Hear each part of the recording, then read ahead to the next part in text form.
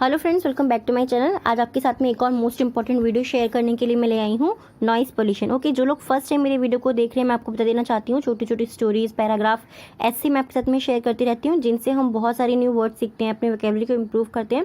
साथ ही जो भी ग्रामर इसके अंदर दी जाती है, मैं कोशिश करती हूँ कि आपको ईजी वे में एक्सप्लेन कर सकूँ। ओके, सो आज का जो हमारा टॉपिक है नॉइज़ पोल्यूशन, ये जब भी एग्जाम्स होते हैं उसमें ज़रूर आता है noise pollution, air pollution, water pollution, इन सब के ऊपर ऐसे लिखने के लिए ज़रूर आता है। तो स्टार्ट करते हैं। Noise may not seem as harmful as the contamination of air और वाटर। नॉइज़ यानी कि शोर, ठीक है। नॉइज़ मीन्स होता है शोर। मे नॉट सीम, मे मीन्स सकना या सकता, ठीक है। मे मीन्स सकना या सकता, नॉट मीन्स नहीं, सीम मीन्स लगता है या दिखता है, ठीक है। मे का हम यूज़ जो है सकना या सकता के लिए, आप यहाँ पे ये बोल सकते हैं कैन का मीनिंग भी सकता होता है, बट जब हमें बोलना होता है, हमें कोई भी चीज़ डिस्कस करनी है या पॉसिबिलिटी बतानी है, तब हम वहाँ पर मे का यूज़ करते हैं, ठीक है। जब हमें कोई चीज़ डिस्कस करनी है या पॉसिबिलिटी बतानी है, तब हम मे का यूज़ करते हैं। नॉट सीम यानी कि श्योर नहीं लग सकता या श्योर नहीं दिख सकता। As harmful as the contamination of air और वाटर। एज हार्मफुल एज यानी कि उतना नुकसानदायक या उतना हमारे लिए खतरनाक भी बोल सकते हैं, ठीक है। हार्मफुल मीन्स खतरनाक भी बोल सकते हैं आप, नुकसानदायक भी बोल सकते हैं। As the contamination, contamination means होता है संदूषण या प्रदूषण ऑफ एयर और वाटर, ठीक है, ऑफ एयर और वाटर। यानी कि नॉइज़ जो है, शोर जो है, वो हमें उतना ज़्यादा नुकसानदायक नहीं लग सकता जितना हमें एयर यानी कि हवा और वाटर यानी कि पानी का संदूषण लगता है। यानी कि पानी का जितना प्रदूषण हमें लगता है, हवा का जितना हमें प्रदूषण लगता है, उतना ज़्यादा हमें शोर यानी कि नॉइज़ का जो पॉल्यूशन होता है वो हमें उतना ज़्यादा हार्मफुल नहीं लग सकता। बट लेकिन it I as a pollution problem that affect human health. It IS, but लेकिन इट IS यानी कि इसका IS क्या होता है? IS होता है इंडियन स्टैंडर्ड। अब पॉल्यूशन, एक पॉल्यूशन का इंडियन स्टैंडर्ड यानी कि एक तरीके से नापा जाता है कि इतनी आवाज़ जो होती है, इतना जो शोर होता है वो ठीक है, इससे ज़्यादा वो शोर हो जाता है। यानी कि एक एवरेज नापा जाता है, IS जिसको बोलते हैं हम, कि यहाँ तक कि अगर आपकी आवाज़ है तो वो ठीक है, बट अगर उससे ऊपर जा रही है तो वो नॉइज़ हो जाती है, वो शोर हो जाती है। Problem that affect human health, problem यानी कि वो समस्या खड़ी करता है, दैट अफेक्ट जो कि अफेक्ट करती है, दैट मीन्स जो कि अफेक्ट करती है यानी कि प्रभाव डालती है ह्यूमन हेल्थ के ऊपर, मनुष्य के शरीर के ऊपर, उनके स्वास्थ्य के ऊपर, ठीक है।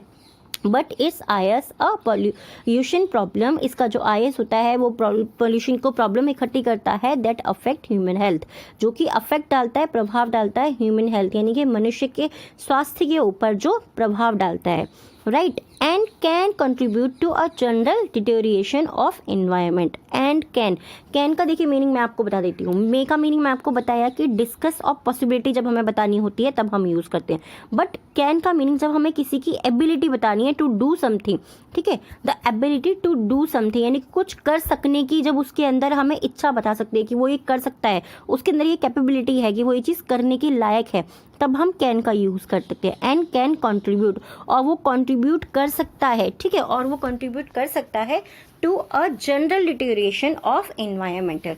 To a general, general means होता है साधारण, आप इसको आप नॉर्मल भी बोल सकते हैं। मैं आपको बोलती हूँ ना कि ज़रूरी नहीं है, अगर आप इंग्लिश को अभी सीख ही रहे हैं तो आप अपने हिसाब से ईजी वर्ड्स को भी चूज़ कर सकते हैं, ज़रूरी नहीं है कि आप एग्जैक्ट वही वर्ड चूज़ करें, ठीक है।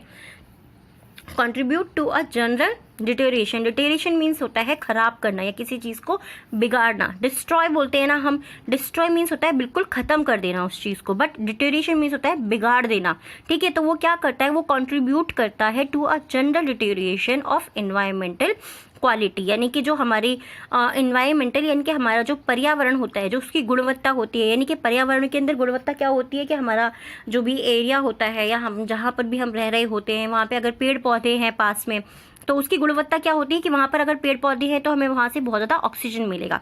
बट अगर नॉइज़ जो होता है वो क्या करता है, अगर नॉइज़ बहुत ज़्यादा तेज होता है तो वो उसको हार्म पहुँचाता है, ठीक है। गुणवत्ता मीन्स होता है क्वालिटी, उसकी जो क्वालिटी होती है, उसकी गुणवत्ता जो होती है, उसको वो खतरा पहुँचाता है एक तरीके से। Noise is undesirable and unwanted sound. Noise means होता है शोर, मैं आपको पहले बता चुकी हूँ। इज़ मीन्स है अनडिज़ायरेबल यानी कि अवांछनीय। अगर मैं आपको इसको ईजी करके बताऊँ तो अवांछनीय मीन्स होता है अप्रिय, यानी कि कोई चीज़ जो हमें पसंद नहीं है। डिज़ायरेबल होता है ना कि ये चीज़ मेरी डिज़ायर है, यानी कि ये चीज़ मुझे बहुत ज़्यादा पसंद है या मैं इस चीज़ को पसंद करता हूँ। तो ऐसे ही नॉइज़ इज़ अनडिज़ायरेबल यानी कि नॉइज़ जो है वो अप्रिय होती है। एंड अनवांटेड साउंड, और वो अनवांटेड यानी कि जिस साउंड को हम नहीं चाहते हैं। इसी में आपको मीनिंग इसका समझ में आ जाएगा। अनवांटेड, वांटेड मीन्स होता है चाहने वाली कोई चीज़, अनवांटेड यानी कि जिसको हम नहीं चाहते हैं। ठीक है, आप अगर चाहते हैं तो आप अपोजिट वर्ड्स की मीनिंग भी आप सर्च कर सकते हैं, और अगर आप चाहते हैं तो मैं उस पर वीडियो आपको बना के दे दूँ, क्योंकि उससे भी आपको बहुत सारे न्यू वर्ड सीखने को मिल जाते हैं। ठीक है, all sound is not noise. All sound यानी कि सभी जो आवाज़ें होती हैं, इज़ नॉट नॉइस, वो सभी आवाज़ें जो होती हैं वो शोर नहीं है। ठीक है, सभी जो आवाज़ें होती हैं वो शोर नहीं है। All sound is not noise, all sound is not noise, सभी आवाज़ें जो होती हैं वो शोर नहीं है। It may be considered, okay, it may be, अब यहाँ पे भी क्या बताया, यहाँ पे पॉसिबिलिटी बता रहे हैं। इट मे बी यानी कि ऐसा हो सकता है, मे बी मतलब हो सकता है। कंसिडर्ड यानी कि ऐसा आप मान सकते हैं या आप ऐसा विचार कर सकते हैं। As music to one person, कि वो एक पर्सन के लिए यानी कि एक व्यक्ति के लिए वो म्यूजिक हो सकता है। And may be noise to another, और दूसरे व्यक्ति के लिए वो नॉइस यानी कि शोर हो सकता है। इट कैन बी कंसिडर्ड, इसको ऐसा माना जा सकता है या ऐसा विचार किया जा सकता है। मैंने आपको कहा ना कि एक वर्ड के दो मीनिंग हो सकते हैं। So it can be considered, उसको ऐसा माना जा सकता है, ऐसा विचार किया जा सकता है। As music to one person, यानी कि उसको एक पर्सन के लिए म्यूजिक के तौर पे मान सकते हैं। And may be noise to another, और दूसरे व्यक्ति के लिए नॉइस के तौर पे यानी कि शोर के तौर पे हम उसे मान सकते हैं। ये चीज़ आपने भी फील की होगी ना कि कभी कभी कोई म्यूजिक सुन रहा होता है तो आपको कभी कोई टेंशन है या कुछ भी चीज़ है तो आपको वो बेकार लगता है। ये चीज़ हम अपनी लाइफ के अंदर देखते हैं। ठीक है, noise is defined as unwanted और ऑफेंसिव साउंड दैट।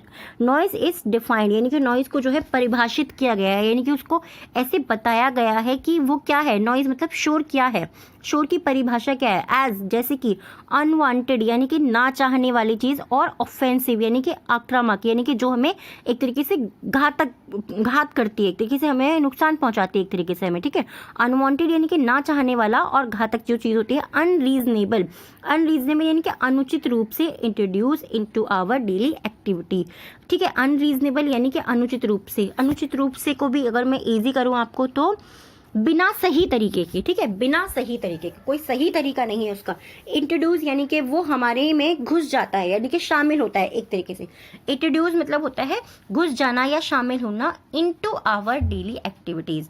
इनटू ये मीन्स में, आवर मीन्स हमारी डेली मतलब रोजाना की, और एक्टिविटी मीन्स होता है हमारी रोजाना की गतिविधियों में वो अनुचित रूप से घुस जाता है या घुस पड़ता है। ठीक है, इजी है, मे बी आपको समझ में आ रहा होगा। कुछ इसके अंदर वर्ड्स जो हैं वो डिफ़िकल्ट होंगे जो मैंने पहले वाला जो शेयर किया है, बट यस, जब तक मैं आपको हर वीडियो में ये चीज़ बोलती हूँ, अगर आप थोड़ा सा डिफिकल्ट नहीं सीखेंगे तो आप क्या सीखेंगे। इसीलिए ज़रूरी है ना कि थोड़ा थोड़ा सा डिफिकल्ट भी आता रहे। बट यस, ये वाला जो पैराग्राफ है ये वाकई में आपके बहुत काम का है। Sound is measured in a unit called the decibel.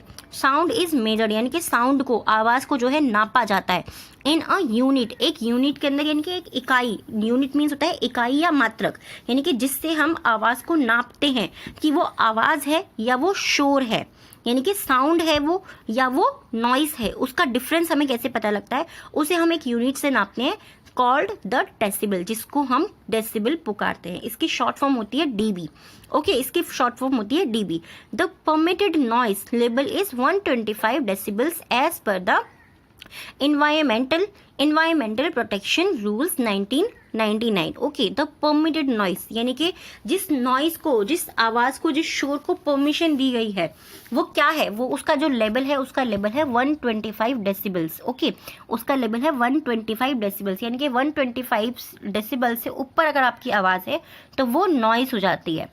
Right, as per the environmental protection rules 1999, यानी कि पर्यावरण संरक्षण रूल जो नियम बना हुआ है, पर्यावरण संरक्षण नियम जो बना हुआ है 1999 का, उसके अंदर डेसिबल को यानी कि 125 डेसिबल उसको परमिट किया गया है कि ये आवाज़ है या ये शोर है।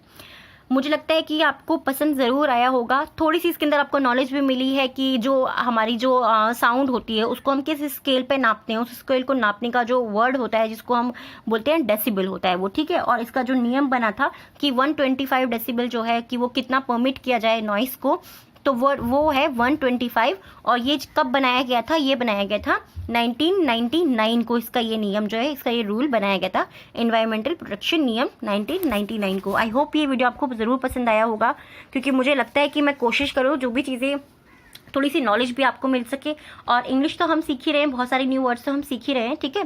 फर्स्ट टाइम अगर आप मेरी वीडियो को देख रहे हैं, मैं आपको बता देना चाहती हूँ कि अब मैं आपको 3 वर्ड्स दे रही हूँ। इन 3 वर्ड्स से आपको सेंटेंस बनाना है, पास्ट में, प्रेजेंट में, फ्यूचर में, आप किसी में भी बना सकते हैं। और उनको प्लीज़ आप कमेंट बॉक्स में ज़रूर लिखिएगा।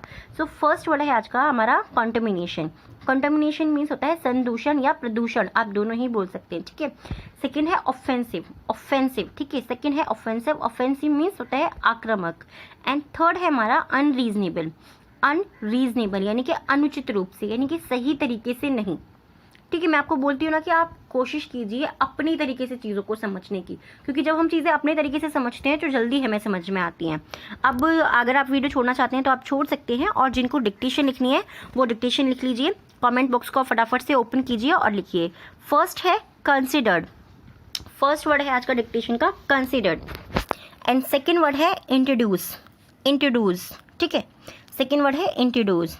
एंड थर्ड वर्ड है परमिटेड, थर्ड वर्ड है परमिटेड। अगर आप जल्दी नहीं लिख पाते हैं तो आप वीडियो को पॉज कर सकते हैं, देन लिख सकते हैं, फिर प्ले कर लीजिए। और अगर जल्दी जल्दी लिख लेते हैं तो कोई बात नहीं है। और फर्स्ट वर्ड मैं एक बार और रिपीट कर देती हूँ। फर्स्ट वर्ड है कंसिडर्ड, सेकेंड है इंट्रोड्यूस एंड थर्ड है परमिटेड। और ये वीडियो कैसा लगा है प्लीज़ मुझे कमेंट करके बताइएगा। और अगर आप चाहते हैं इसी तरीके की और भी वीडियोस तो वो भी मुझे कमेंट करके बताइएगा। Thanks for watching.